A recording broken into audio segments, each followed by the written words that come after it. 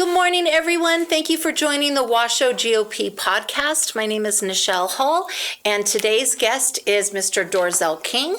We are very honored to have him be our guest this morning. I'm going to share a little bit about Dorzell, and then he will also introduce himself to our audience. So, Dorzell relocated to Nevada from Kansas in 2015.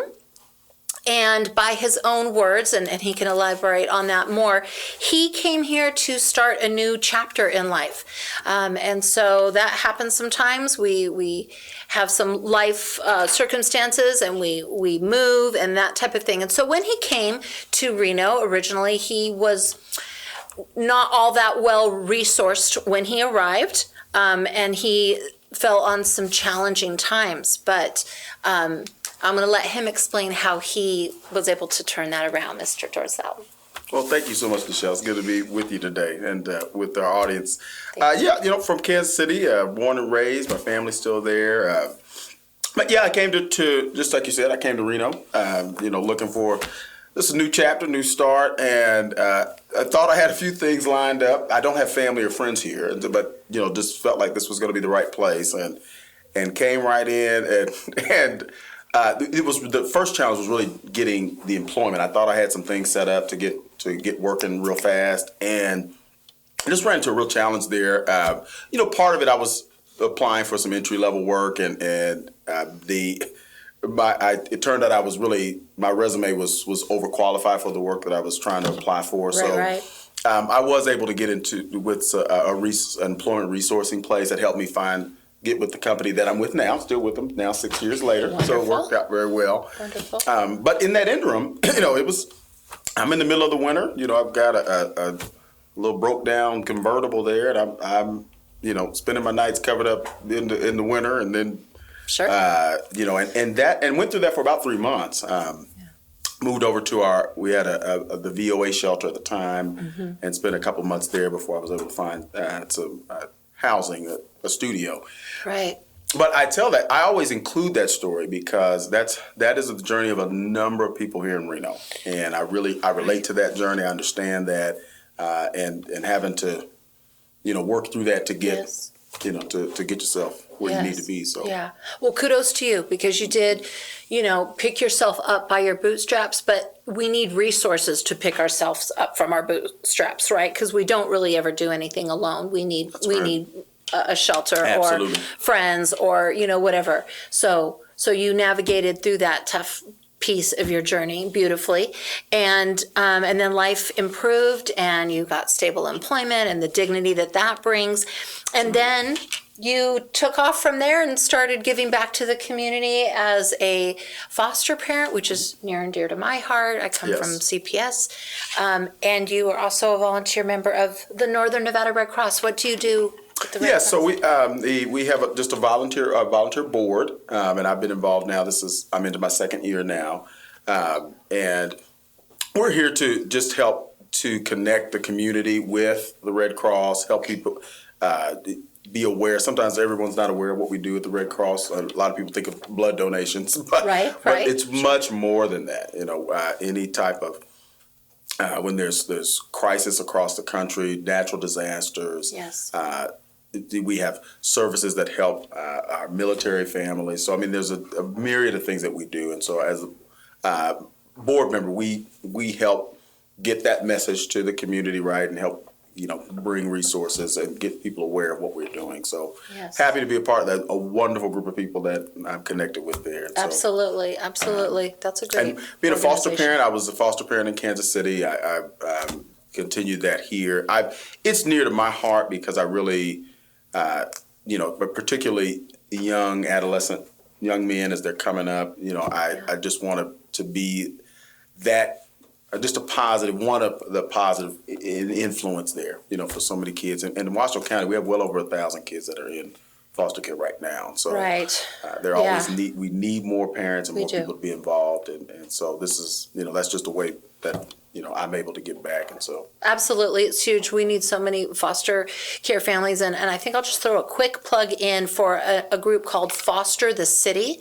You can call the Spanish Springs Living Stones Church and ask for information about Foster the City. And they're folks that wrap around the foster parents. So when foster parents need a break and need to get away, the Foster the City volunteers come in and they provide like interim care, or they'll just like bring meals over to a foster family. That's a way for people to get involved if they are not ready to become a foster parent. But I love that. I love that. Awesome. I know when I was at CPS in 2013 and 14, we had 700 kids pretty consistently in the system. So now it's, well over 1,000. So that is a heartbreak. Yeah. All right. Well, with that, let's jump into some other questions. I have heard you mention in a previous speaking engagement that I attended, that you not only were you giving in these other areas, but that you also are an ordained minister. And I was wondering about how that faith component, assisted you in where you've come to be now in your life, and then now getting into public service in the assembly. Yeah. Well, you know what? That I am an ordained minister. Faith to me it's about hope. Being able to, being able to believe and to act on that belief that hey, something better is ahead. It may be rough right now, and it's going to be challenging right now, but that ultimately, you're going to be okay. And that to me is hope. Is really what huge. A piece that faith helps us keep when you're going through a tough time. Yeah, absolutely. Yeah. Huge. And the faith component regarding resiliency, I think that I would just love to see that be more in our young people's lives. And that's why the church we attend pairs with Foster the City, because they do want they want adults who are faith-based to get involved with kids in foster care. So that's kind of a neat pairing right there. So why does Dorzell King want to get involved with ugly, dirty politics? Why do you want to, why do you feel you would make a great Nevada Assemblyman for your district? Well, I've thought about, being involved in politics. First of all, I'm an opinionated guy, and I think all my best friends probably know that. We love that. But your mind. That's right. You're clear-headed. That's I know what I believe. It's important to me to stay informed. But I wanted to get politics. To me, I saw an opportunity to not just be involved, but to lead. I think that and to create the right kind of solutions. As when we were coming through the pandemic, right, 2020, and I'm seeing some things in the school district, and I'm we're all experiencing mandates and all these different things, and I'm a person that says, okay, well, who was at the table when this decision was made? So I said, so to me, who are those people? Getting involved in politics is to say, I want to be at the table to help make sure that my values, the values of people like me, are represented at the decision-making table, so that we get solutions to me that are balanced and help the most amount of people. So I think our solutioning was weak coming through that time, and I want to be involved. So rather than just complain about it, let's just get involved and help create the right kind of solutions. So I love that. For sure. Yep. And as folks are listening, be thinking about your own values and what kind of culture you would like to see sustained in our Truckee Meadows Valley, because we will always need an endless supply of candidates to be coming into these political cycles. So, Dorzell, and let me add to that too. As I was looking at my ballot and filling out, and going down the line, and it just catches my attention every time how many seats is only one person? Right. Yes. I was going down the front of my ballot, and I turned the ballot over, and I'm like, our sheriff. man, this is, and so many at county level positions. I mean, and I really, would encourage anybody. I know politics, has a weird reputation, but I would challenge anybody and encourage anybody that's been thinking about it. Absolutely. Our community needs people to, hey, you know what? I'm willing to step in there. We do. We need virtuous people with values that reflect a positive culture, positive outcomes for our young people, positive outcomes for the homeless. We need people who are resolute and who are not intimidated by opposition. Voices that maybe think that they're coming from a good place and they are good-hearted people, but the solutions don't flesh out. That's right. To be providing health and prosperity for our people. Right. Excellent. Okay, so let's talk about another item. We have some different subcommittees, in the legislature. So for the Assembly, which is the lower house of this combined two-body apparatus, we have a number of committees. So there's Growth and Infrastructure is one committee, Health and Human Services, Ways and Means, which is the financial piece, Education, and Natural Resources Committee. Those are just a few. That's not an entire list. Do any of those committees, speak to your heart in terms of things that you'd like to see accomplished once you're in? Well, I know. Of course, education stands out to me. Of course, I'll say, I really, in spite of the challenges, I will say my boys graduated from Worcester High. And, nice. We have some phenomenal coaches, teachers there. I mean, that really, I know wrapped around my boys and, that's helped beautiful. them get through. So, yes. I have a ton of respect for educators and people that are helping with our children. Yes. That said, I want to, anything that I can do to be connected with making sure that parents have choice in education, right? They should have total influence, right, over where their kids are going to school, where the finances that follow their kids go, whether they're choosing, an at-home option, a charter school, whatever. Absolutely believe that parents should have the choice there, and I believe that curriculum needs to really be transparent. No parent should ever be concerned about what their kids are being taught. So making sure that those anything related to that in the legislature that I can be a part of, I will. I do have an interest in creating a bill draft resolution around a youth work program for kids that are younger than 15, so like 14 and 13, to allow them the opportunity to get working and to get exposed to earning money or working a job, having a schedule, getting that kind of basic fundamentals, right, of being an adult. Absolutely. I love that idea. I'm old school. I started working when I was 14, in a little store down the street. Absolutely. Me too, 14. Yeah, absolutely. So we got right in there. And it just really, not only does it help, it exposes you to, right, what it takes to be, a good and solid adult. But, it builds your self-esteem. You're proud. You get that little money in your hand and you go, spend it on what you want. Go to the mall and get your little vittles or whatever you're doing.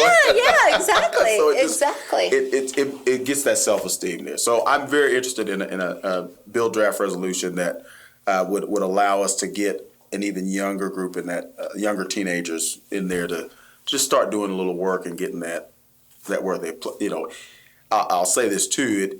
I have so many of our kids I see don't have a lot to do, right? And it lends themselves to getting involved in things that are very harmful. So Exactly. You know, I used to work at the Boys and Girls Club, and that was a beautiful thing that we provided all these life enrichment opportunities, homework help, all kinds of programs for kids after school, because we did not want them unsupervised, running the streets. We don't want that. We want to provide a safe haven for them. That's right. So, you know, that's a perfect dovetail into this next question regarding young people. I was going to ask you if you were aware of the increase in violence and campus drug use in the high schools. And I am more than I wish I knew. I mean, it's sad because we have a gang problem in my neighborhood. You know, and they're young teenagers that are using weapons, that are taking lives, and it's frightening and it's sad because these kids really don't know what they're doing, but they have nothing to do. So they're caught up into roaming the streets or getting involved in these gangs. The drug use, of course, the kids are exposed to vaping, marijuana use, and then other drugs that are even more dangerous. And they're again, being exposed at middle school, and even and coming into high school. It's a beautiful solution. It's a beautiful solution. And there's tons of families that are entrepreneurial that bring their younger kids. We have a situation right here as we're doing this podcast where we have a lovely AV person, wonderful gentleman that helps us, and he brings his kiddos and they help him set up and tear down. I mean, and so that goes on, but then to put it on the books and make it, legally accessible and rewardable for companies to go ahead and pay your 14-year-old or your 13-year-old to do a couple hours of work is fantastic. Absolutely. Yeah. But it is a problem, and I will say too, as I've been in communication with a couple of police officers who work with who are dealing with our gang issue here in this town, and the support that they're needing financially, additional, they need many more people. They need more folks that are helping, and they need financial support as well. We need funding that goes that way too. So we do. And that's been the case for years. Yeah. The gang unit in Reno, we don't hear a lot about gang activity in the press for Reno, I can tell you, but it has been a problem for years and years and years. It's a substantial problem, and we don't have a large gang unit, so to speak. Yeah. So these officers, I really appreciate the work that they're doing with our young people, but they definitely, and anything I can do as a legislator to help get funding that way, get additional staffing that way, that'll be a top priority to me. Excellent. I know, and I hope that there are some things that the Assembly could do in this next session regarding violence in schools and that kind of thing, and increasing the academic performance of our schools. We have a school board, which from what I've heard, doesn't function that well in terms of getting to the root of academic performance. We have an individual on the school board named Jeff Church, and he is in the minority in terms of wanting reform to get back to basics. So he's one voice on a board that Angie Taylor heads. Angie Taylor is actually running for Assembly in District 27. But in this board, his items don't go on the agenda because the board does not vote to support his items. He's a reform member, and he wants to get back to basics, but the people on the board follow Angie Taylor. She is the head, and they do not support his proposals to come onto the meeting to address these core issues. And so my hope is that our three school board candidates that are for reform, Melanie Sutton, Graham Reed, and Colleen Westlake, do get in this November 8th. But beyond that, if the Assembly can do some things to help with money following the parent so that they can put their kiddo where they see fit, like Dorzell advocates for, that would be excellent. We have just a couple more items that I wanted to address before we wrap up. And one is, this past June, our county commissioner board passed a item to create a fund. I'm going to call it a slush fund because I don't know what else to call it. But it was to the tune of $150,000 with no maximum cap, renewable every year. And those funds are set aside so that the county might, number one, investigate, number two, prosecute parents who are frustrated with our Washoe County School District. And these are parents that attend school board meetings, and they get very upset over a number of items. And so our commission board has deemed it fit and proper to be able to hunt these parents down because from their side of it, they say some of our county employees don't feel safe. And therefore, we should be able to go after you parents who are so upset. I want to see that undone. I don't know how that can get undone. I think it's outrageous. I think it's disgusting. Because you have parents that are petrified at what's going on in the schools. Number one, gender curriculum plans that are hidden from the parents where children are put on these plans to change gender, and that information is not given to the parent. So you have these irate parents who are so upset about being not included in that, and that is per Washoe County School District's PDF. I have the document. So they get upset. They raise their voice because they're upset. And yet the county is going to take taxpayer money to investigate and prosecute you as a parent because you're upset about how your child is being educated. Is there anything that the assembly might be able to address with that fund? You know, I don't know, okay. But I can tell you, that's absurd. I encourage, I've been a very involved parent, and I would encourage any parent, that to do not be intimidated by speaking up, making sure your voice is heard. That to even what you're describing there, to have a fund dedicated to prosecuting a parent when more than ever, in my opinion, schools need the partnership of a parent.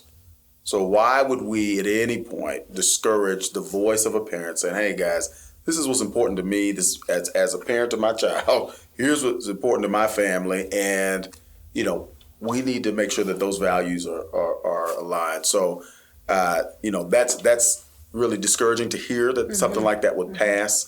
But I can tell you right now, and I don't know that how the legislature is able to impact that.